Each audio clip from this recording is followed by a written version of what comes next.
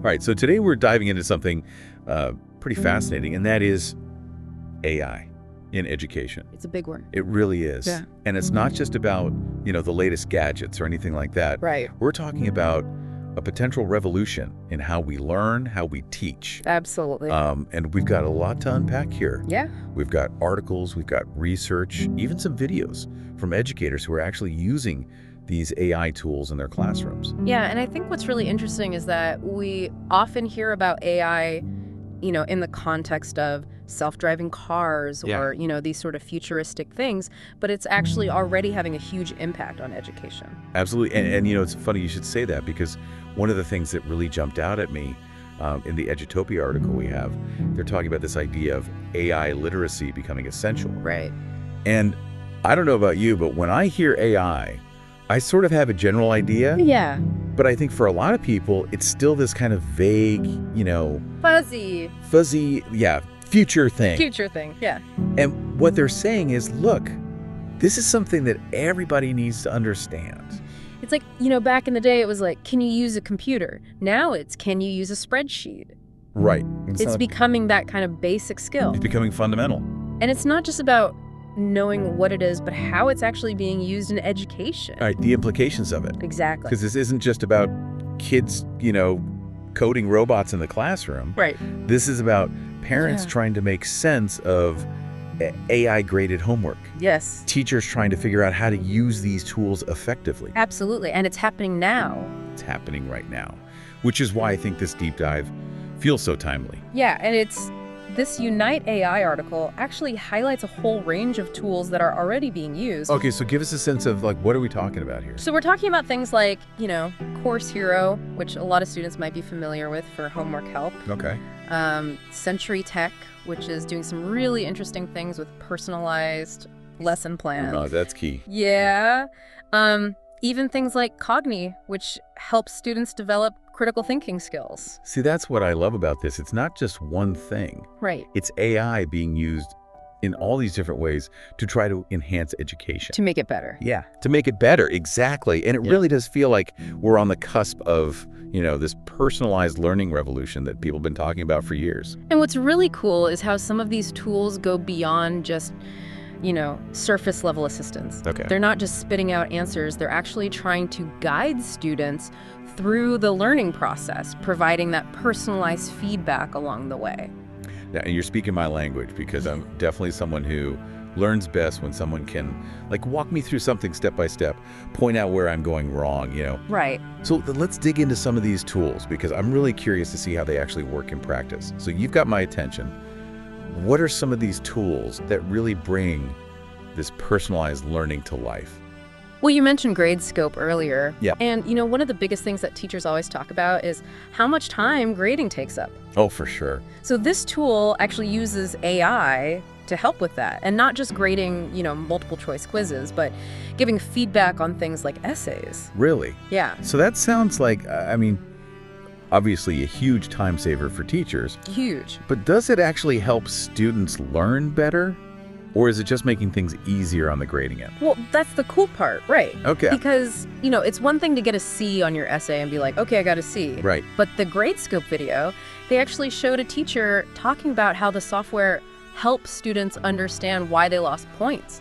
Oh, interesting. Like where your argument went off track or whatever. And I think that's really valuable. It's like having a virtual editor almost, Yeah, exactly. Giving you notes, showing you how to improve. Yeah, and speaking of personalized feedback, you mentioned Carnegie Learning, and their Mathia software is a great example of this too. Okay, yeah, that one really caught my eye, especially, being developed by actual researchers from Carnegie Mellon. Right, there's some serious brain power behind it. Yeah, exactly. It's not just some algorithm that someone threw together. So how does it actually work? Well, imagine you've got a math buddy who's always there to help you, guide you through a problem, give you hints, offer explanations, but it's tailored to how you learn best. And that's kind of what Mathia does. And in the video, they even talked about it being 45 minutes of one-on-one instruction, which is incredible. That's a game changer, especially for students who maybe don't have access to a tutor or anything like that. Right, exactly. That's amazing. And we've talked a lot about, the student side of things. But what about the teachers? Right. Are there any AI tools out there that are designed specifically to make their lives easier? Absolutely. Yeah, there's one called Fetchy, and it's designed specifically for educators. Okay. So imagine this. You need a lesson plan on, let's say, the American Revolution. Okay. Instead of spending hours, scouring the internet, going through textbooks, you can just tell Fetchy what you need. Wow. And it generates it for you. That's wild. But okay, what about the quality though? Well, from what I saw in the Fetchy video, the quality is actually really impressive. And they made a good point that, educators can then take those generated materials and tweak them. Right. Customize them. So it's not about replacing the teacher. Right. It's about giving them a really strong starting point. Yeah, giving them more time and resources to actually, focus on teaching, which is what they're good at. Exactly. Exactly. So it's like having a personalized assistant, essentially. Right. Who can take care of some of those more tedious tasks, freeing you up to be more creative, more engaging with your students. That's the goal. It sounds amazing, but, like with anything, I imagine there are challenges, potential downsides to consider as well. It's not all, sunshine and roses. Right. I mean, with any new technology, especially in education, you have to ask the tough questions. Yeah. So what are some of the potential downsides that come to mind? Well, I think one of the big ones, and it comes up a lot, is this issue of access. Right. These AI tools sound fantastic. Yeah. But what about schools or students who don't have the resources to use them? Right. You don't want to create, a bigger gap between the haves and the have-nots. Absolutely. Technology should be a tool for equity, not a barrier to it. Exactly. What else, as we're thinking about AI becoming more prevalent in the classroom, what are some of the other things we should be mindful of? I think another big one is, we can't forget about the importance of the human element. Oh, for sure. Yes, AI can grade essays, it can generate lesson plans, Right. but it can't replace, a passionate teacher. Yeah. It can't replace those relationships that are so important. Absolutely not. A computer program can't inspire a love of reading or help a student, through a tough personal challenge the way that a teacher can. Right, and it's not just about the students. Sure. Teachers bring so much creativity, empathy, adaptability to the classroom. Right. And I think AI should be a tool that empowers them, not replaces them. Totally. It's think of it this way. AI can handle the tedious stuff, Okay. freeing up teachers to focus on what they do best, which is connecting with their students, igniting that passion for learning. Yeah, that's a great way to put it. It's AI as a partner in education, not a replacement.